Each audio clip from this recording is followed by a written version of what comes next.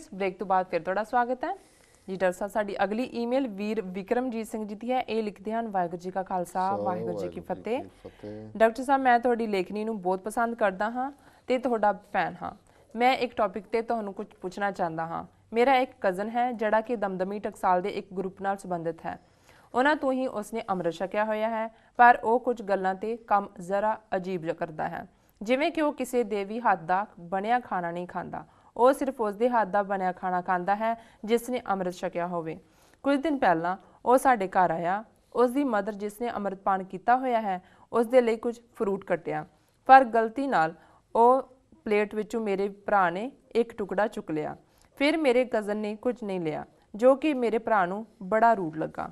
Doctor ਸਾਹਿਬ ਮੈਨੂੰ ਤਾਂ ਇਹ ਸਭ ਬ੍ਰਾਹਮਣਵਾਦ ਦਾ ਹਿੱਸਾ ਹੀ ਲੱਗਦਾ ਹੈ, ਕਿਉਂਕਿ ਸਾਡੇ ਗੁਰੂਆਂ ਨੇ ਤਾਂ ਕਦੀ ਇਹੋ ਜਿਹਾ ਫਰਕ ਨਹੀਂ ਕੀਤਾ ਕਿ ਕਿਸੇ ਦੇ ਹੱਥ ਦਾ ਨਹੀਂ ਖਾਣਾ ਤੇ ਇਹ ਕਿਤੇ ਲਿਖਿਆ ਵੀ ਨਹੀਂ ਹੈ, ਪਰ ਇਹ ਲੋਕ ਇਸ ਤੇ ਇੰਨਾ ਜ਼ੋਰ ਕਿਉਂ ਲਗਾ ਰਹੇ ਨੇ।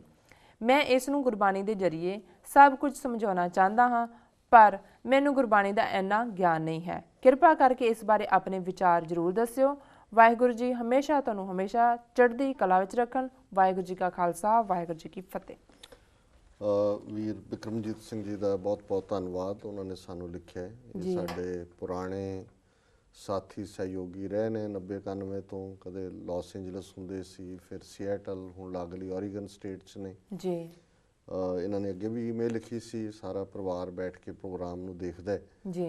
ਔਰ ਮੈਂ ਹਾਲਾਂਕਿ ਪਹਿਲਾਂ ਕਹਿ ਕੇ ਹਟਿਆ ਮੈਂ ਕਿ ਵੀ ਜਿਹੜੇ ਮਰਿਆਦਾ ਨਾਲ ਸੰਬੰਧਿਤ ਜਾਂ ਧਾਰਮਿਕ ਮੁੱਦਿਆਂ ਦੇ ਸਵਾਲ ਨੇ ਉਹਨਾਂ ਪ੍ਰਤੀ ਅਸੀਂ ਸਮਝਦੇ ਹਾਂ ਕਿ ਵੀ ਕਈ ਵਾਰ ਇਹ ਡਿਵਾਈਸਿਵ ਜਾਂ ਵੰਡਣ ਵੱਲ ਲੈ ਜਾਂਦੇ ਨੇ। ਕੁਛ ਵੀਰ ਭੈਣਾਂ ਨਾਰਾਜ਼ ਵੀ ਹੋ ਜਾਂਦੇ ਨੇ ਜੀ, ਪਰ ਕਿਉਂਕਿ ਇਹਨਾਂ ਨੇ ਇੱਕ ਬੜੀ ਖਿੱਚ ਦੇ ਨਾਲ ਇਸ ਗੱਲ ਨੂੰ ਲਿਖਿਆ ਤੇ ਮੈਨੂੰ ਇਹ ਲੱਗਾ ਵੀ ਮੈਨੂੰ ਰਿਸਪੌਂਡ ਕਰਨਾ ਵੀ ਚਾਹੀਦਾ ਜੀ। ਇਹ ਲਗਾਤਾਰਤਾ ਨਾਲ ਸਾਡੀਆਂ ਲਿਖਤਾਂ ਵੀ ਜਿਹੜੀਆਂ ਚੜ੍ਹਦੀ ਕਲਾ ਔਰ ਡੇਲੀ ਪੰਜਾਬੀ ਬਹੁਤ ਸਾਰੇ ਹੋਰ ਰਸਾਲਿਆਂ 'ਚ ਵੀ ਛਪਦੀਆਂ ਨੇ। ਇਹ ਸਾਡੇ ਪੁਰਾਣੇ ਪਾਠਕ ਨੇ 25 ਸਾਲ ਤੋਂ, ਉਹਨਾਂ ਨੂੰ ਚੰਗੀ ਲੱਗਦੀ ਹੈ ਲੇਖਣੀ। ਅਸੀਂ ਉਹਦੇ ਲਈ ਵੀ ਇਹਨਾਂ ਦੇ ਸ਼ੁਕਰਗੁਜ਼ਾਰ ਹਾਂ ਜੀ ਜੀ। ਜਿਹੜਾ ਇਹਨਾਂ ਨੇ ਇਸ਼ੂ ਲਿਆਂਦਾ ਹੈ ਇਹ ਕਾਫੀ ਅਹਿਮ ਇਸ਼ੂ ਹੈ ਧਾਰਮਿਕ ਹਵਾਲੇ ਨਾਲ ਜੀ। ਇਹਦੇ ਦੋਨੋਂ ਪੱਖ ਨੇ, ਕਿਉਂਕਿ ਜੇ ਅਸੀਂ ਸਿਰਫ ਕਿਸੇ ਚੀਜ਼ ਨੂੰ ਬਾਹਰੀ ਤੌਰ 'ਤੇ ਕੋਈ ਲੇਬਲ ਕਰ ਦਿਆਂਗੇ, ਜਿਵੇਂ ਉਹਨਾਂ ਨੇ ਜਿਹੜੇ ਇਸ ਕਿਸਮ ਦੀ ਮਰਿਆਦਾ 'ਤੇ ਬਹੁਤ ਸਖਤੀ ਨਾਲ ਪਹਿਰਾ ਦਿੰਦੇ ਨੇ ਜੀ, ਉਹਨਾਂ ਨੇ ਜਿਵੇਂ ਦੂਸਰਿਆਂ ਨੂੰ ਲੇਬਲ ਕੀਤਾ ਤੇ ਜੇ ਅਸੀਂ ਵੀ ਉਹਨਾਂ ਪ੍ਰਤੀ ਉਹੀ ਪਹੁੰਚ ਅਪਣਾਵਾਂਗੇ ਤੇ ਫਿਰ ਕ੍ਰੀਏਟਿਵ ਡਿਸਕਸ਼ਨ ਨਹੀਂ ਹੋਏਗੀ ਜਾਂ ਉਸ ਨਾਲ ਤੁਸੀਂ ਠੀਕ ਸਿੱਟੇ ਤੇ ਨਹੀਂ ਪਹੁੰਚ ਸਕੋਗੇ ਜੀ। ਹੁਣ ਜ਼ਾਹਰ ਹੈ ਕਿ ਮਨੁੱਖ ਦੀ ਜ਼ਿੰਦਗੀ ਦੇ ਵਿੱਚ ਔਰ ਖ਼ਾਸ ਤੌਰ 'ਤੇ ਕਿਸੇ ਵੀ ਅਧਿਆਤਮਵਾਦੀ ਜਾਂ ਸਿੱਖ ਦੀ ਜ਼ਿੰਦਗੀ ਦੇ ਵਿੱਚ ਉਸ ਦਾ ਨਾਮ ਜਪਣਾ, ਉਸ ਦਾ ਆਤਮਿਕ ਤੌਰ 'ਤੇ ਉੱਚੇ ਹੋਣਾ, ਰੱਬ ਦੇ ਨਾਲ ਉਸ ਦੀ ਸਾਂਝ ਪਿਆਰ ਹੋਣਾ ਜੀ, ਇਹ ਇੱਕ ਉਸ ਦਾ ਅਹਿਮ ਸੈਂਟਰਲ ਨੁਕਤਾ ਹੈ। ਅਸੀਂ ਪੜ੍ਹਦੇ ਹਾਂ ਭਈ ਪ੍ਰਾਪਤ ਮਾਨੁਖ ਦੇ ਹੁਰੀਆ, ਗੋਬਿੰਦ ਮਿਲਣ ਕੀ ਇਹ ਤੇਰੀ ਬਰੀਆ, ਅਵਰ ਕਾਜ ਤੇਰਾ ਕਿਤਾ ਨਾ ਕਾਮ, ਮਿਲ ਸਾਧ ਸੰਗਤ ਭਜ ਕੇਵਲ ਨਾਮ। ਸੋ ਜ਼ਾਹਰ ਹੈ ਕਿ ਵੀ ਸਾਡਾ ਜੀਵਨ ਦਾ ਮਕਸਦ ਇਹ।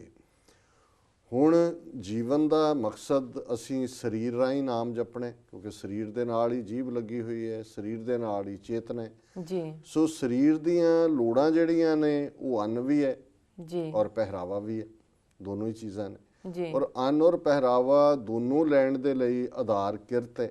ਜੇ ਅਸੀਂ ਕਿਰਤ ਕਰਦੇ ਹਾਂ ਤੇ ਅੰਨ ਔਰ ਪਹਿਰਾਵਾ ਹੁੰਦਾ ਜਿਸ ਨੇ ਸਾਡੇ ਸਰੀਰ ਨੂੰ ਸਸਟੇਨ ਕਰਨਾ ਜੀ। ਹੁਣ ਜਿਹੜੀ ਗੁਰਬਾਣੀ ਦੇ ਵਿੱਚ ਸਟ੍ਰੈਸ ਹੈ ਜਾਂ ਬਹੁਤ ਜ਼ਿਆਦਾ ਜ਼ੋਰ ਹੈ ਉਹ ਹੈ ਇਮਾਨਦਾਰ ਕਿਰਤ ਦੇ ਉੱਤੇ ਜੀ। ਔਰ ਇਹ ਗੱਲ ਕਾਜ਼ੀ ਮੁੱਲਾਂ ਦੇ ਹਵਾਲੇ ਨਾਲ ਹੋਏ, ਬੋਧੀਆਂ ਜੈਨੀਆਂ ਦੇ ਹਵਾਲੇ ਨਾਲ ਹੋਏ, ਜਦੋਂ ਗੁਰੂ ਸਾਹਿਬ ਨੇ ਸੁਰਤ ਦੇ ਉੱਤੇ ਕੀ ਪ੍ਰਭਾਵ ਪੈਂਦਾ, ਔਰ ਇਹ ਜ਼ਾਹਰ ਹੈ ਕਿ ਅੰਨ ਦਾ ਪ੍ਰਭਾਵ ਵੀ ਸੁਰਤ ਦੇ ਉੱਤੇ ਹੁੰਦਾ ਹੈ। ਔਰ ਇਹ ਅਕਸਰ ਕਿਹਾ ਜਾਂਦਾ ਹੈ ਜੈਸਾ ਅੰਨ ਵੈਸਾ ਮਨ ਜੀ। ਹੁਣ ਉਹ ਜਿਹੜਾ ਅੰਨ ਹੈ, ਵੈਦਰ ਕੁੱਕ ਕਿਸ ਨੇ ਕੀਤਾ ਹੈ, ਪਕਾਇਆ ਕਿਸ ਨੇ ਹੈ, ਇਹ ਇੱਕ ਵੱਖਰੀ ਡਿਬੇਟ ਹੈ, ਪਰ ਉਹ ਕਿਸ ਕਮਾਈ 'ਚੋਂ ਆਇਆ ਉਹ ਤੁਹਾਡੀ ਸੁਰਤ ਦੇ ਉੱਤੇ ਅਸਰ ਕਰਦਾ ਹੈ। ਔਰ ਇਸ ਲਈ ਗੁਰੂ ਨਾਨਕ ਸਾਹਿਬ ਨੇ ਫਰਮਾਇਆ ਸੀ ਕਿ ਭਾਈ ਦੇਖੋ ਕਿ ਜੇ ਰਤ ਲੱਗੇ ਕੱਪੜੇ ਜਾਮਾ ਹੋਏ ਪਲੀਤ, ਜੋ ਰਤ ਪੀਵੇ ਮਾਨਸਾ ਤਿਨ ਕਿਉਂ ਨਿਰਮਲ ਚੀਤ। ਕਿ ਜੇ ਖੂਨ ਦਾ ਡ੍ਰੌਪ ਕੱਪੜੇ ਤੇ ਲੱਗ ਜਾਏ ਤਾਂ ਉਹਨੂੰ ਅਸੀਂ ਪਲੀਤ ਮੰਨਦੇ ਹਾਂ ਜੀ। ਪਰ ਜਿਹੜਾ ਮਨੁੱਖਾਂ ਦਾ ਖੂਨ ਪੀਂਦਾ, ਐਕਸਪਲੋਇਟਡ ਲੇਬਰ, ਲੁੱਟਦਾ, ਲੁੱਟ ਕਮਾਈ, ਬੇਈਮਾਨੀ, ਰੁਪਈਏ ਦੀ ਚੀਜ਼ ਜਿਹੜੀ ਹੈ ਤੁਸੀਂ 10 'ਚ ਵੇਚਦੇ ਹੋ ਜੀ। ਜਿਹੜਾ ਵੀ ਤੁਸੀਂ ਕੰਮ ਕਰ ਰਹੇ ਹੋ ਉਹਦੇ 'ਚ 8 ਘੰਟੇ ਦੀ ਤੁਹਾਡੀ ਡਿਊਟੀ ਹੈ, ਤੁਸੀਂ 7 ਘੰਟੇ ਬਾਅਦ ਖਿਸਕ ਜਾਂਦੇ ਹੋ ਜੀ। ਤੁਸੀਂ ਜਿਹੜਾ ਇਮਾਨਦਾਰੀ ਨਾਲ ਕੰਮ ਨਹੀਂ ਕਰਦੇ ਹੋ ਜੇ ਜਿਸ ਕਿੱਤੇ 'ਚ ਵੀ ਤੁਸੀਂ ਹੋ, ਡਾਕਟਰ ਹੋ ਤੁਸੀਂ ਮਰੀਜ਼ਾਂ ਦਾ ਸ਼ੋਸ਼ਣ ਕਰਦੇ ਹੋ, ਨੌਕਰੀਆਂ 'ਚ ਲੱਗੇ ਹੋ ਤੁਸੀਂ ਭ੍ਰਿਸ਼ਟਾਚਾਰੀ ਹੋਏ ਹੋ। ਸੋ ਜਿਹੜੀ ਅਹਿਮੀਅਤ ਵਾਲੀ ਗੱਲ ਹੈ ਔਰ ਬਹੁਤ ਸਾਰਾ ਬਾਣੀ ਦਾ ਵੱਡਾ ਹਿੱਸਾ ਜਿਹੜਾ ਹੁਣ ਕਿਉਂਕਿ ਬ੍ਰਾਹਮਣ ਜਿਹੜਾ ਵਿਚਾਰਧਾਰਾ ਸੀ ਉਹ ਸ਼ੁੱਧਤਾ ਦੇ ਉੱਤੇ ਬਹੁਤ ਜ਼ੋਰ ਦਿੰਦੀ ਹੈ। ਜਦੋਂ ਉਹਨਾਂ ਨੇ ਵੀ ਕਿਹਾ ਵੀ ਇਹ ਬ੍ਰਾਹਮਣਵਾਦ ਹੈ ਤਾਂ ਕਹਿਣਾ ਤਾਂ ਉਹ ਇਹੀ ਚਾਹੁੰਦੇ ਨੇ ਕਿ ਇਸ ਕਿਸਮ ਦੀ ਸ਼ੁੱਧਤਾ ਹੈ ਕਿ ਵੀ ਈਵਨ ਤੁਸੀਂ ਮਾਂ ਦੇ ਹੱਥ ਦਾ ਨਾ ਖਾਓ ਕਿਉਂਕਿ ਜੀ ਮਾਂ ਨੇ ਅੰਮ੍ਰਿਤ ਨਹੀਂ ਛਕਿਆ, ਜੇ ਅੰਮ੍ਰਿਤ ਛਕਿਆ ਤਾਂ ਉਹਦੀ ਕਿਰਪਾਨ ਛੋਟੀ ਹੈ, ਵੱਡੀ ਹੈ, ਨਹੀਂ ਪਾਈ। ਇਹ ਹੁਣ ਮਾਂ ਪੁੱਤਰ ਜਾਂ ਮਾਂ ਧੀ ਦਾ, ਹਾਂ ਮਾਂ ਦੀ ਵਿਚਾਰਧਾਰਾ ਵੱਖਰੀ ਹੋਏ ਜੀ, ਉਹ ਨਿਰੰਕਾਰਨ ਬਣ ਜਾਏ, ਉਹ ਰਾਧਾ ਸਵਾਮਣ ਬਣ ਜਾਏ, ਕੋਈ ਹੋਰ ਬਣ ਜਾਏ, ਫਿਰ ਤੁਸੀਂ ਜਾਂ ਆਪਣੇ ਆਸ਼ੇ ਤੋਂ ਡਿੱਗ ਪਏ ਫਿਰ ਉਹ ਮਾਪਿਓ ਨਾਲ ਵੀ ਤੁਸੀਂ ਲਾਈਨ ਖਿੱਚ ਲੈਂਦੇ ਹੋ ਜੀ। ਲੇਕਿਨ ਜਿਹੜਾ ਜਦੋਂ ਅਸੀਂ ਜ਼ੋਰ ਦੀ ਗੱਲ ਕਰਦੇ ਹਾਂ ਗੁਰਬਾਣੀ ਦੇ ਵਿੱਚ, ਉਹ ਜ਼ੋਰ ਹੈ ਕਿ ਕਿਰਤ ਦੀ ਕਮਾਈ ਕਰਨੀ। ਔਰ ਉਹ ਗੁਰੂ ਨਾਨਕ ਸਾਹਿਬ ਦਾ ਹੀ ਫਰਮਾਨ ਹੈ ਕਿ ਘਾਲ ਖਾਏ ਕਿਛ ਹੱਥੋਂ ਦੇ, ਨਾਨਕ ਰਾਹ ਪਛਾਣੇ ਸੇ, ਕਿ ਘਾਲਣ ਦੀ ਕਮਾਈ ਖਾਣੀ ਜੀ ਔਰ ਉਹਦੇ ਚੋਂ ਵੀ ਵੰਡ ਕੇ ਖਾਣਾ। ਔਰ ਇਹ ਥਾਂ ਥਾਂ ਜਦੋਂ ਬ੍ਰਾਹਮਣ ਨੂੰ ਜਾਂ ਇਸ ਕਿਸਮ ਦੇ ਜੈਨੀਆਂ ਨੂੰ, ਇਹ ਸ਼ੁੱਧ ਤਵੀਆਂ ਨੂੰ ਗੁਰੂ ਸਾਹਿਬ ਨੇ ਉਪਦੇਸ਼ ਦਿੱਤਾ, ਸੂਤਕ ਦੀ ਜਿਵੇਂ ਗੱਲ ਸੀ ਜੀ ਕਿ ਵੀ ਤੁਸੀਂ, ਸੂਤਕ ਦਾ ਮਤਲਬ ਪੋਲਿਊਟੈਂਟ ਹੈ ਕਿ ਜੀ ਇੱਕ ਚੀਜ਼ ਪਿੱਟ ਗਈ, ਲੱਕੜਾਂ ਪਿੱਟ ਗਈਆਂ, ਇਹਨੂੰ ਧੋ ਕੇ ਤੁਸੀਂ ਅੱਗ ਬਾਲਣੀ ਹੈ, ਫਰਾਣਾ ਪਿੱਟ ਗਿਆ ਜੀ। ਤੇ ਗੁਰੂ ਸਾਹਿਬ ਨੇ ਫਰਮਾਇਆ ਕਿ ਜੇਕਰ ਸੂਤਕ ਮੰਨੀਏ ਸਭ ਤੇ ਸੂਤਕ ਹੋਏ, ਗੋਹੇ ਅਤੇ ਲੱਕੜੀ ਅੰਦਰ ਕੀੜਾ ਹੋਏ, ਜੇਤੇ ਦਾਣੇ ਅੰਨ ਕੇ ਜੀਆਂ ਬਾਜ ਨਾ ਕੋਏ, ਪਹਿਲਾ ਪਾਣੀ ਜਿਉ ਹੈ ਜਿਤ ਹਰਿਆ ਸਭ ਕੋਏ। ਤੁਸੀਂ ਪਵਿੱਤਰਤਾ ਦੀ ਗੱਲ ਕਿੱਥੋਂ ਤੱਕ ਰਜਾਓਗੇ? ਕਦੇ ਇੱਕ ਡ੍ਰੌਪ ਪਾਣੀ ਦਾ, ਜਿਹੜੇ ਸਾਇੰਸ ਦੇ ਵਿਦਿਆਰਥੀ ਨੇ ਉਹ ਜਾਣਦੇ ਨੇ, ਜਦੋਂ ਤੁਸੀਂ ਮਾਈਕਰੋਸਕੋਪ ਦੇ ਥੱਲੇ ਰੱਖਦੇ ਹੋ, ਖੁਰਦਬੀਨ ਦੇ ਥੱਲੇ ਰੱਖਦੇ ਹੋ, ਤੇ ਉਹਨਾਂ 'ਚ ਹਜ਼ਾਰਾਂ ਜਿਹੜੇ ਨੇ ਉਹ ਕੁਰਬਲ ਕੁਰਬਲ ਕਰਦੇ ਹੁੰਦੇ ਨੇ ਜੀਵ, ਸਾਰਾ ਪਾਣੀ ਭਰਿਆ ਹੋਇਆ ਉਹਨਾਂ ਦੇ ਨਾਲ, ਮਿੱਟੀ। ਔਰ ਲੱਕੜਾਂ ਨੂੰ ਵੀ ਗੁਰੂ ਸਾਹਿਬ ਨੇ ਕਿਹਾ ਵੀ ਗੋਹੇ ਅਤੇ ਲੱਕੜੀ ਅੰਦਰ ਕੀੜਾ ਹੋਏ, ਗੋਹੇ ਦੇ ਅੰਦਰ ਨਹੀਂ ਹੁੰਦਾ। ਤੁਸੀਂ ਕਹੋ ਜੀ ਤੁਸੀਂ ਸੁਚਮ ਦੇ ਨਾਲ ਰੋਟੀ ਬਣਾਉਣੀ ਹੈ, ਜਿਵੇਂ ਬ੍ਰਾਹਮਣ ਕਰਦੇ ਸੀ ਜੀ, ਲੱਕੜਾਂ ਵੀ ਧੋਣੀਆਂ ਹੈ, ਇੱਕ ਤੁਸੀਂ ਕਾਰ ਕੱਢੀ ਹੈ, ਉਸ ਕਾਰ ਦੇ ਵਿੱਚ ਨਾ ਕੋ ਆ ਜਾ, ਗੁਰੂ ਸਾਹਿਬ ਕਹਿੰਦੇ ਨੇ ਬਾਲਣ ਲਈ ਜਿਹੜੀਆਂ ਲੱਕੜੀਆਂ ਤੂੰ ਰੱਖੀਆਂ ਨੇ ਜਾਂ ਗੋਹਾ ਬਾਲਣ ਲੱਗਾ ਇਹੀ ਭਰਿਆ ਹੋਇਆ ਕੀੜਿਆਂ ਦੇ ਨਾਲ ਜੀ। ਔਰ ਪਹਿਲਾ ਪਾਣੀ ਜਿਉ ਹੈ ਜਿਤ ਹਰਿਆ ਸਭ ਕੋਏ, ਸੂਤਕ ਕਿਉਂ ਕਰ ਮੰਨੀਐ, ਸੂਤਕ ਪਵੈ ਰਸੋਏ, ਨਾਨਕ ਸੂਤਕ ਏਵ ਨਾ ਉਤਰੈ, ਗਿਆਨ ਉਤਾਰੇ ਤੋਏ। ਅਲਟੀਮੇਟਲੀ ਗੱਲ ਜਿਹੜੀ ਹੈ ਉਹ ਪ੍ਰੈਕਟੀਕਲ ਲਾਈਫ ਦੀ ਹੈ। ਹੁਣ ਗੱਲ ਆਈ ਕਿ ਵੀ ਅੰਮ੍ਰਿਤਧਾਰੀ ਦੇ ਹੱਥ ਦਾ ਖਾਣਾ। ਦੇਖੋ ਇਹਦੇ 'ਚ ਇੱਕ ਗੱਲ ਜਿਹੜੀ ਮੈਂ ਇਸ ਦੂਸਰੇ ਆਰਗੂਮੈਂਟ ਦੇ ਹੱਕ 'ਚ ਕਹਿਣੀ ਚਾਹਾਂਗਾ ਜੀ ਕਿ ਤੁਸੀਂ ਜਿਸ ਸਾਥ ਦੇ ਵਿੱਚ ਰਹਿੰਦੇ ਹੋ ਉਹ ਸਾਥ ਤੁਹਾਡੇ ਤੇ ਅਸਰ ਕਰਨਾ ਸ਼ੁਰੂ ਕਰਦਾ। ਔਰ ਸਾਡੇ ਪੰਜਾਬੀ 'ਚ ਇੱਕ ਫਰੇਜ਼ ਹੈ ਕਿ ਗੁਆਂਢੀ ਦਾ ਰੂਪ ਭਾਵੇਂ ਨਾ ਆਏ ਮੱਤ ਆ ਜਾਂਦੀ ਹੈ। ਹੁਣ ਮਤਲਬ ਗੁਆਂਢ ਦਾ ਮਤਲਬ ਤੇ ਨਾਲ ਰਹਿਣਾ ਹੀ ਹੁੰਦਾ ਹੈ ਨਾ। ਔਰ ਗੁਰਬਾਣੀ 'ਚ ਇੱਕ ਥਾਂ ਤੇ ਜਦੋਂ ਅਸੀਂ ਜਿਹੜੇ ਲੋਕ ਬੇਦੀਨੇ ਨੇ, ਜਿਨ੍ਹਾਂ ਦਾ ਧਰਮ ਤੇ ਫੇਥ ਨਹੀਂ ਹੈ, ਤੁਸੀਂ ਉਹਨਾਂ ਦੀ ਜੇ ਸੰਗਤ 'ਚ ਜਾਂਦੇ ਹੋ, ਉਹਨਾਂ ਦੇ ਨਾਲ ਰਹਿਣਾ ਸ਼ੁਰੂ ਕਰਦੇ ਹੋ, ਉਹਨਾਂ ਦੇ ਨਾਲ ਖਾਂਦੇ ਹੋ, ਉਹਨਾਂ ਦਾ ਝੂਠਾ ਖਾਂਦੇ ਹੋ, ਤੇ ਫਿਰ ਕੀ ਹੁੰਦਾ ਹੈ ਕਿ ਬੇਦੀਨਾ ਕੀ ਦੋਸਤੀ ਬੇਦੀਨਾ ਕਾ ਖਾਣ, ਕਿ ਉਹ ਤੁਹਾਡੀ ਮੱਤ ਨੂੰ ਮਾਰਦਾ ਜਦੋਂ ਤੁਸੀਂ ਬੇਦੀਨ, ਜਿਹਦਾ ਫੇਥ ਨਹੀਂ। ਪਰ ਤੁਸੀਂ ਆਪਣੇ ਭਰਾ ਭੈਣ ਨੂੰ ਜਿਹੜਾ ਸਿੱਖੀ ਰਸਤੇ ਦਾ, ਸਿੱਖੀ ਵੈਲਿਊਜ਼ 'ਚ ਹੈ, ਜੇ ਉਹਦੇ 'ਚ ਕੋਈ ਅੰਮ੍ਰਿਤਧਾਰੀ ਹੈ, ਘੱਟ ਹੈ, ਵੱਧ ਹੈ, ਪਰ ਉੱਥੇ ਇਸ ਕਿਸਮ ਦੀ ਲਾਈਨ ਖਿੱਚਣ ਦੀ ਜਾਂ ਨਫ਼ਰਤ ਦੀ ਥਾਂ ਨਹੀਂ ਜੀ। ਦੂਸਰੇ ਪਾਸੇ ਸਾਡੇ ਕੋਲ ਉਦਾਹਰਣ ਨੇ, ਜਿਵੇਂ ਭਾਈ ਸਾਹਿਬ ਭਾਈ ਰਣਧੀਰ ਸਿੰਘ ਬਹੁਤ ਵੱਡੀ ਸ਼ਖਸੀਅਤ ਹੋਏ ਨੇ। ਅਸੀਂ ਅਕਸਰ, ਮੈਂ ਵੀ ਬਚਪਨ 'ਚ ਉਹਨਾਂ ਦੇ ਜੀਵਨ ਤੋਂ ਬਹੁਤ ਵੱਡੀ ਪ੍ਰੇਰਨਾ ਲਈ ਹੈ। ਅੱਜ ਵੀ ਉਹ ਰੋਲ ਮਾਡਲ ਨੇ ਮੇਰੇ ਲਈ ਬਹੁਤ ਸਾਰੀਆਂ ਚੀਜ਼ਾਂ 'ਚ। ਹੁਣ ਜਦੋਂ ਅਸੀਂ ਉਹਨਾਂ ਦੇ ਇਸ ਅਸੂਲ ਦੀ ਗੱਲ ਕਰਦੇ ਹਾਂ, ਜਦੋਂ ਜੇਲ੍ਹਾਂ ਦੇ ਵਿੱਚ ਉਹਨਾਂ ਨੇ ਆਪਣਾ ਪ੍ਰਸ਼ਾਦਾ ਆਪ ਤਿਆਰ ਕਰਨ ਦਾ ਹੱਕ ਲੈਣ ਦੇ ਲਈ ਸਟਰਗਲ ਕੀਤੀ, ਸੋ ਉਹਦਾ ਇੱਕ ਐਂਗਲ ਨਹੀਂ ਹੈ ਸਿਰਫ ਜਿਵੇਂ ਅੱਜ ਅਸੀਂ ਆਪਣੇ ਘਰਾਂ 'ਚ ਵਸਦੇ ਹਾਂ ਇਸ ਕਿਸਮ ਦੀ ਲਾਈਨ ਖਿੱਚ ਦਈਏ। ਇੱਕ ਤਾਂ ਉਹ ਰਿਪਰੈਸ਼ਨ ਸੀ ਅੰਗਰੇਜ਼ਾਂ ਦੀ ਜੀ। ਫਿਰ ਇਹਦੇ 'ਚ ਕੋਈ ਸ਼ੱਕ ਨਹੀਂ ਹੈ ਕਿ ਜਿਹੜਾ ਬੰਦਾ ਤੰਬਾਕੂ ਦਾ ਇਸਤੇਮਾਲ ਕਰਦਾ ਹੈ, ਤੰਬਾਕੂ ਵਰਤਦਾ ਹੈ, ਜਿਹੜਾ ਉਹ ਉਸ ਕਿਸਮ ਦਾ ਖਾਣਾ ਬਣਾਉਂਦਾ ਹੈ, ਉਸ ਨੂੰ ਹਮੇਸ਼ਾ ਹੀ ਸਿੱਖ, ਕਿਉਂਕਿ ਤੰਬਾਕੂ ਚੌਥੀ ਕਰਹਿਤ ਹੈ, ਸੋ ਜੇਲ੍ਹਾਂ ਦੇ ਵਿੱਚ ਉਹ ਸਾਰਾ ਮਾਹੌਲ ਉਸ ਕਿਸਮ ਦਾ ਐਗਜ਼ਿਸਟ ਕਰਦਾ ਸੀ। ਸੋ ਭਾਈ ਸਾਹਿਬ ਨੇ ਆਪਣੇ ਉਸ ਆਸ਼ੇ ਨੂੰ ਦ੍ਰਿੜਤਾ ਦੇ ਨਾਲ ਲਾਗੂ ਕੀਤਾ। ਉਹਦੇ ਲਈ ਉਹਨਾਂ ਨੇ, ਔਰ ਇਹ ਇੱਕ ਸਾਮਰਾਜ ਦੇ ਖਿਲਾਫ ਚੈਲੰਜ ਵੀ ਸੀ ਕਈ ਵਾਰੀ ਗੱਲ ਬੜੀ ਛੋਟੀ ਹੁੰਦੀ ਹੈ, ਜਿਵੇਂ ਜਦੋਂ ਬਾਬਾ ਖੜਕ ਸਿੰਘ ਜੇਲ੍ਹ ਦੇ ਵਿੱਚ ਰਹੇ ਤੇ ਜਿਹੜੇ ਹਿੰਦੂ ਔਰ ਮੁਸਲਮਾਨ ਸੀ ਉਹਨਾਂ ਨੂੰ ਸਿਰ ਢੱਕਣ ਲਈ ਉਹ ਨਹੀਂ ਸੀ ਦਿੰਦੇ ਕੁਝ ਵੀ। ਬਾਬਾ ਜੀ ਨੂੰ ਸਿੱਖਾਂ ਨੂੰ ਵੀ ਕਿਹਾ ਵੀ ਤੁਸੀਂ ਸਿਰ ਨਹੀਂ ਢੱਕ ਸਕਦੇ, ਪਰ ਜਦੋਂ ਸਿੱਖਾਂ ਨੂੰ ਉਹਨਾਂ ਨੇ ਹੱਕ ਦੇਣਾ ਵੀ ਮੰਨ ਲਿਆ, ਉਹਨਾਂ ਨੇ ਕਿਹਾ ਜੀ ਉਹਨਾਂ ਨੂੰ ਨਹੀਂ ਦੇਣਾ। ਹੁਣ ਜੇਲ੍ਹ 'ਚ ਸਾਰੇ ਕੈਦੀ ਸੀ, ਬਾਬਾ ਖੜਕ ਸਿੰਘ ਨੇ ਕਿਹਾ ਜੇ ਤੁਸੀਂ ਸਿਰ ਨਹੀਂ ਢੱਕਣ ਦੇਣਾ ਮੈਂ ਕੱਪੜੇ ਵੀ ਨਹੀਂ ਪਾਉਣੇ। ਸਿਰਫ ਕਸ਼ਹਿਰੇ ਦੇ ਨਾਲ ਉਹਨਾਂ ਨੇ ਅਟਕਦੀ ਜੇਲ੍ਹ ਦੇ ਵਿੱਚ ਕਿੰਨੇ ਮਹੀਨੇ ਪਾਲਿਆਂ ਦੇ ਵਿੱਚ ਠੰਡ ਦੇ ਵਿੱਚ ਗੁਜ਼ਾਰੇ। ਸੋ ਇਹ ਰੈਜ਼ਿਸਟੈਂਸ ਸੀ ਸਿਸਟਮ ਨੂੰ ਦੱਸਣ ਦੇ ਲਈ ਵੀ ਸਾਡੇ ਆਪਣੇ ਨਵੇਕਲੇ ਅਸੂਲ ਨੇ, ਸਾਡੇ ਨਵੇਕਲੇ ਆਦਰਸ਼ ਨੇ ਜੀ। ਔਰ ਜਿਹੜਾ ਇਹ ਪਾਰਟ ਮਰਿਆਦਾ ਨਾਲ ਜੁੜਿਆ ਹੈ, ਹਾਂ ਝੂਠਾ ਖਾਣਾ ਬਵਰਜਤ ਹੈ ਜੀ। ਹੁਣ ਤੁਸੀਂ ਨਾਲ ਬੈਠ ਕੇ ਜਿਹੜੇ ਗੁਰਸਿੱਖ ਨੇ ਤੁਹਾਡੀ ਵਿਚਾਰਧਾਰਾ ਦੇ ਨੇ ਉਹਨਾਂ ਦੇ ਨਾਲ ਖਾਣ ਨੂੰ ਤੁਸੀਂ ਜੇ ਇੱਕ ਪਲੇਟ ਚੋਂ ਤੁਸੀਂ ਫੁਲਕਾ ਚੁੱਕ ਲੈਂਦੇ ਹੋ ਜਾਂ ਇੱਕ ਚੋਂ ਕੋਈ ਚੀਜ਼, ਇਹ ਝੂਠਾ ਨਹੀਂ ਹੈ, ਝੂਠਾ ਹੁੰਦਾ ਹੈ। ਔਰ ਇਹ ਵੀ ਇੱਕ ਜਿਹੜਾ ਬਾਬਾ ਕਲਚਰ ਸੀ ਇੱਕ ਜ਼ਮਾਨੇ 'ਚ, ਜਾਂ ਇਹ ਉਦਾਸੀ ਨਿਰਮਲਾ ਕਲਚਰ ਸੀ, ਇਹਨਾਂ ਨੂੰ ਤੁਸੀਂ ਤੋਂ ਖਾਣੇ ਤੇ ਬ੍ਰਹਮ ਭੋਜ ਕੀਤਾ ਜਾਂ ਦੂਜਾ ਕੀਤਾ ਜਿਹੜਾ ਇਹਨਾਂ ਦਾ ਸੀ, ਇਹ ਕੀ ਕਰਦੇ ਸੀ ਕਿ ਪਲੇਟ ਦੇ ਵਿੱਚ ਜਿਹੜਾ ਬਾਅਦ ਦੇ ਵਿੱਚ ਉਹਨੂੰ ਜਿਹਨੂੰ ਸ਼ੀਤ ਪ੍ਰਸ਼ਾਦ ਕਹਿੰਦੇ ਸੀ ਉਹ ਛੱਡ ਦਿੰਦੇ ਸੀ ਝੂਠਾ, ਜਿਹਨੂੰ ਫਿਰ ਜਿਹੜਾ ਟੱਬਰ ਹੈ ਉਹ ਬਾਕੀ ਖਾਣੇ 'ਚ ਮਿਲਾ ਕੇ ਸਾਰੇ ਖਾਂਦੇ ਸੀ ਕਿ ਜੀ ਇਹਨਾਂ ਦੀ ਮੱਤ ਜਿਹੜੀ ਹੈ ਜਾਂ ਇਹਨਾਂ ਦਾ ਆ ਜਾਏ, ਜਾਂ ਕੋਈ ਹੋਰ ਟੱਬਰ ਦਾ ਜੀ ਖਾਂਦਾ ਸੀ ਕਿ ਜੀ ਇਹ ਪ੍ਰਸ਼ਾਦ। ਸੋ ਝੂਠਾ ਖਾਣਾ ਬੇਵਰਜਤ ਹੈ।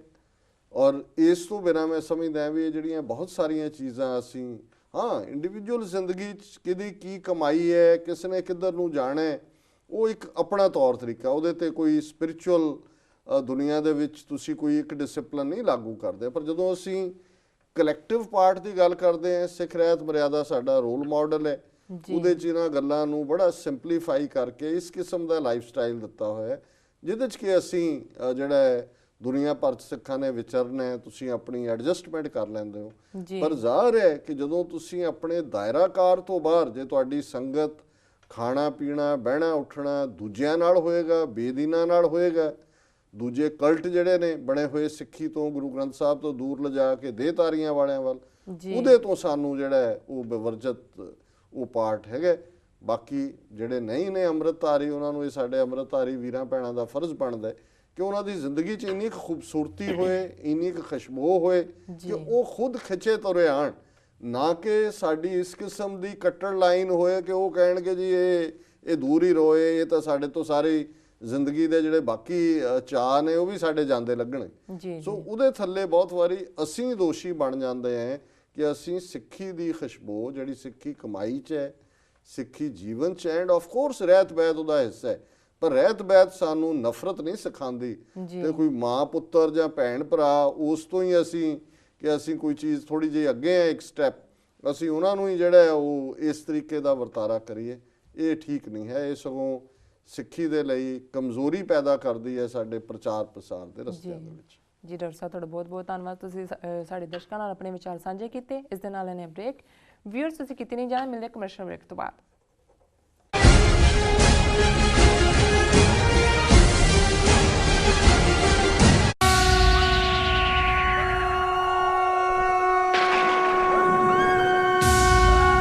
संतंकरणं दुर्मततरणं किल्विकारणं असरणं जय जय जयकारणं सृष्ट उपारणं मम प्रतिपारणं जय देगं जय देगं जय देगं जय देगं।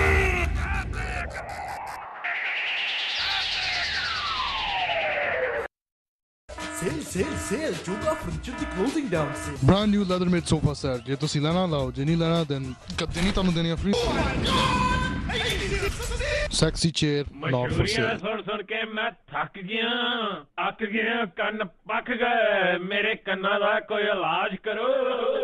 ਓ ਜੀ ਤੁਸੀਂ ਘਬਰਾਓ ਨਾ, ਰੇਡੀਓ KBJB ਸੁਣਿਆ ਕਰੋ। ਰੇਡੀਓ KBJB ਇਹ ਕਿਹੜੀ ਨਵੀਂ ਬਲਾ ਹੈ? ਨਹੀਂ ਜੀ ਇਹ ਬਲਾ ਨਹੀਂ, ਇਹ ਰੇਡੀਓ ਖਾਲਸਾ ਬਾਗੀ ਜਾਂ ਬਾਦਸ਼ਾਹ, ਜਿਹੜਾ ਕਿ ਡੈਲਸ ਤੋਂ 24/7 ਚੱਲਦਾ ਹੈ, ਜਿਹਦੇ ਵਿੱਚ ਕੋਈ ਵੀ ਮਸ਼ਹੂਰੀ ਨਹੀਂ ਹੁੰਦੀ ਅਤੇ ਤੁਸੀਂ ਆਸਾਨੀ ਦੇ ਨਾਲ ਕਥਾ, ਕੀਰਤਨ, ਸਿਮਰਨ, ਕਵਿਸ਼ਰੀ, ਸੰਤ ਸਿੰਘ ਜੀ ਮਸਕੀਨ, ਲਾਈਵ ਟਾਕ ਸ਼ੋ, ਗੁਰਬਾਣੀ ਸੰਥਿਆ, ਧਾਰਮਿਕ, ਸਮਾਜਿਕ ਤੇ ਰਾਜਨੀਤਿਕ ਵਿਚਾਰਾਂ ਨੂੰ ਸੁਣ ਸਕਦੇ ਹੋ। ਉਹ ਤਾਂ ਬੱਲੇ ਬੱਲੇ, ਫਿਰ ਇੱਥੇ ਹੀ ਬਸ ਨਹੀਂ, ਤੁਸੀਂ TV 84 ਨੂੰ 24 ਘੰਟੇ ਸੁਣ ਸਕਦੇ ਹੋ। ਬਸ ਤੁਹਾਨੂੰ ਸਿਰਫ ਫੋਨ ਨੰਬਰ ਡਾਇਲ ਕਰਨ ਦੀ ਲੋੜ ਆ, 605 475 6853 ਅਤੇ 605 475। ਤੁਸੀਂ ਸਾਡੀ ਵੈਬਸਾਈਟ ਤੇ ਵੀ ਜਾ ਸਕਦੇ ਹੋ, radiokbjb.com। ਬਾਗੀ ਨੇ ਹੁਣ ਤੇ ਬਾਦਸ਼ਾਹ ਹੀ ਬਾਦਸ਼ਾਹ। ਜੇ ਤੁਸੀਂ ਦੇਖਣਾ ਚਾਹੁੰਦੇ ਹੋ ਆਪਣਾ ਮਨਪਸੰਦ ਦਾ ਗਾਣਾ ਤਾਂ ਫੇਰ ਤੁਸੀਂ ਟੀਵੀ 84 ਹੀ ਲਗਾਣਾ। ਥੋੜਾ ਜਿਹਾ ਨੱਚਣਾ ਤੇ ਥੋੜਾ ਜਿਹਾ ਗਾਣਾ ਤੇ ਖੂਬ ਕਰਾਂਗੇ ਹੰਗਾਮਾ। ਇੱਥੇ ਕੋਈ ਚੀਜ਼ ਹੈ ਮਹਿੰਗੀ ਤੇ ਕੋਈ ਹੈ ਸਸਤੀ, ਪਰ ਤੁਸੀਂ ਫਿਕਰ ਨਾ ਕਰਨਾ, ਮੈਂ ਕਰਾਵਾਂਗੀ ਨਾ ਤੁਹਾਨੂੰ ਮौज ਮਸਤੀ।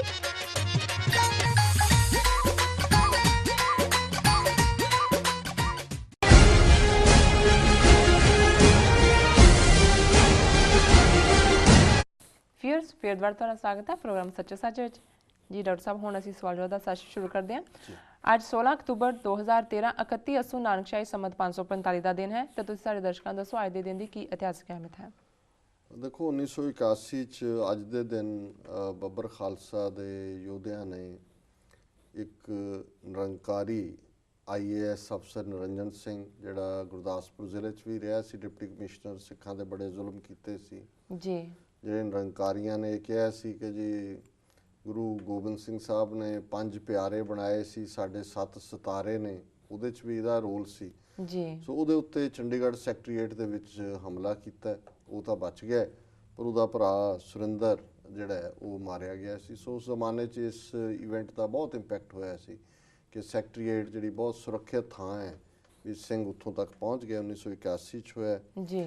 1981 'ਚ ਅੱਜ ਦੇ ਦਿਨ ਪਿੰਡਾਂ ਵਾਲਿਆਂ ਦੀ ਰਿਹਾਈ ਤੋਂ ਬਾਅਦ, ਕਿਉਂਕਿ 20 ਸਤੰਬਰ 1981 ਨੂੰ ਉਹਨਾਂ ਨੂੰ ਗ੍ਰਿਫਤਾਰ ਕੀਤਾ ਜੀ, ਸੋ ਉਸ ਤੋਂ ਬਾਅਦ ਅਕਾਲੀਆਂ ਨੇ ਸਰਕਾਰ ਦੇ ਨਾਲ ਫਾਰਮਲ ਗੱਲਬਾਤ ਸ਼ੁਰੂ ਕੀਤੀ ਸੀ ਜੀ। ਤੇ 1988 'ਚ ਅੱਜ ਦੇ ਦਿਨ ਹਰਜਿੰਦਰ ਸਿੰਘ ਪਾੜਾ, ਜਿਹੜੇ ਟੋਰਾਂਟੋ ਦੇ ਰਹਿਣ ਵਾਲੇ ਸੀ, ਬਹੁਤ ਯੰਗ ਬੱਚਾ, ਸਕੂਲ 'ਚੋਂ ਜੇ ਨਿਕਲੇ ਆਏ ਸੀ, ਉਹਨਾਂ ਦੇ ਪਿਤਾ ਸਰ ਈਸ਼ਰ ਸਿੰਘ, ਉਹਨਾਂ ਨੇ ਟੋਰਾਂਟੋ ਤੋਂ ਆਪਣੇ ਘਰਦਿਆਂ ਨੂੰ ਕਿਹਾ ਵੀ ਮੈਂ ਜ਼ਰਾ ਜਾਣਾ ਹੈ, ਮੇਰੇ ਸਕੂਲ ਦਾ ਕੋਈ ਹੈ।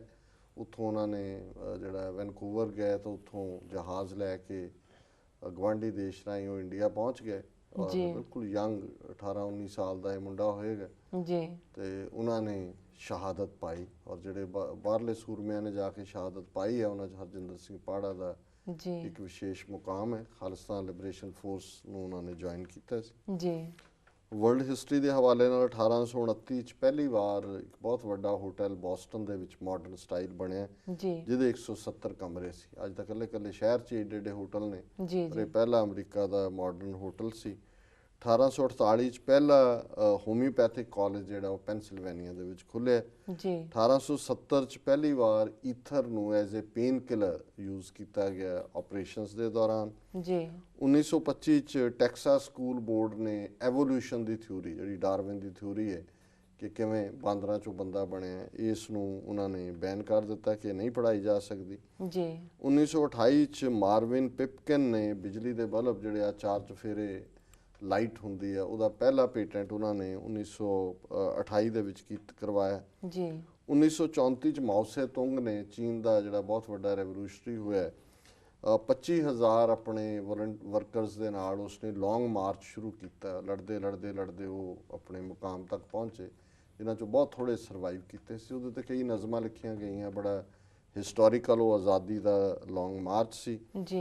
1942 'ਚ ਬੇ ਆਫ ਬੰਗਾਲ, ਬੰਗਾਲ ਦੀ ਖਾੜੀ, ਹੁਣ ਅੱਜ ਕੱਲ੍ਹ ਵੀ ਤੂਫਾਨ ਆਇਆ ਹੋਇਆ ਜਿਹਦੇ 'ਚ ਉੜੀਸਾ ਔਰ ਆਂਧਰਾ 'ਚ ਕਾਫੀ ਜਿਹੜੀ ਹੈ ਉਹ ਨੁਕਸਾਨ ਦੀ ਗੱਲ ਸਾਹਮਣੇ ਆ ਰਹੀ ਹੈ ਜੀ। ਲੇਕਿਨ ਇੱਕ ਬੜਾ ਜ਼ਬਰਦਸਤ ਸਮੁੰਦਰੀ ਤੂਫਾਨ ਜਿਹੜਾ 1942 ਦੇ ਵਿੱਚ ਆਇਆ ਸੀ, ਜਿਹਦੇ 'ਚ 40,000 ਲੋਕ ਮਾਰੇ ਗਏ ਸੀ ਉਸ ਖਿੱਤੇ 'ਚ। 1945 ਦੇ ਵਿੱਚ ਯੂਨਾਈਟਿਡ ਨੇਸ਼ਨਸ ਨੇ ਆਪਣਾ ਫੂਡ ਐਂਡ ਐਗਰੀਕਲਚਰ ਆਰਗੇਨਾਈਜੇਸ਼ਨ ਬਣਾਈ, ਜਿਹਦੇ ਕਰਕੇ ਅੱਜ ਦੁਨੀਆ 'ਚ ਕਿਤੇ ਲੋਕ ਭੁੱਖੇ ਨਹੀਂ ਮਰਦੇ, ਇੱਕਦਮ ਅੰਨ ਜਿਹੜਾ ਉਹ ਪਹੁੰਚਾਇਆ ਜਾਂਦਾ ਜੀ। 1946 'ਚ 10 ਨਾਜ਼ੀ ਲੀਡਰਾਂ ਨੂੰ ਹੈਂਗ ਕੀਤਾ ਗਿਆ ਨਰਮਬਰਗ ਟ੍ਰਾਇਲ ਤੋਂ ਬਾਅਦ ਵਾਰ ਕ੍ਰਾਈਮਸ ਦੇ ਲਈ। 1962 'ਚ ਕਿਊਬਨ ਮਿਸਲ ਕ੍ਰਾਈਸਿਸ, ਜਿਹੜਾ ਪ੍ਰੈਜ਼ੀਡੈਂਟ ਕੈਨੇਡੀ ਔਰ ਰਸ਼ੀਆ ਦੇ ਵਿਚਾਲੇ ਹੋਇਆ, ਉਹਦੀ ਸ਼ੁਰੂਆਤ ਹੋਈ। ਤਾਂ 1964 'ਚ ਚਾਈਨਾ ਜਿਹੜਾ ਦੁਨੀਆ ਦਾ 5ਵਾਂ ਵੱਡਾ ਮੁਲਕ ਬਣਿਆ ਨਿਊਕਲੀਅਰ, ਜਿਹੜੇ ਕਿ ਨਿਊਕਲੀਅਰ ਧਮਾਕੇ ਕੀਤੇ। ਤੇ 1967 'ਚ ਬ੍ਰਸਲਸ, ਬੈਲਜੀਅਮ ਜਿਹੜਾ ਉਹ ਨੈਟੋ ਦਾ ਹੈੱਡਕੁਆਰਟਰ ਬਣਿਆ। ਸੋ ਇਹ ਇਤਿਹਾਸਕ ਹਵਾਲੇ ਨਾਲ। ਜੀ ਡਾਕਟਰ ਸਾਹਿਬ, ਤੁਹਾਡਾ ਬਹੁਤ ਬਹੁਤ ਸ਼ੁਕਰੀਆ, ਤੁਸੀਂ ਅੱਜ ਦੇ ਦਿਨ ਦੀ ਅਹਿਮੀਅਤ ਸਾਡੇ ਦਰਸ਼ਕਾਂ ਨਾਲ ਸਾਂਝੀ ਕੀਤੀ।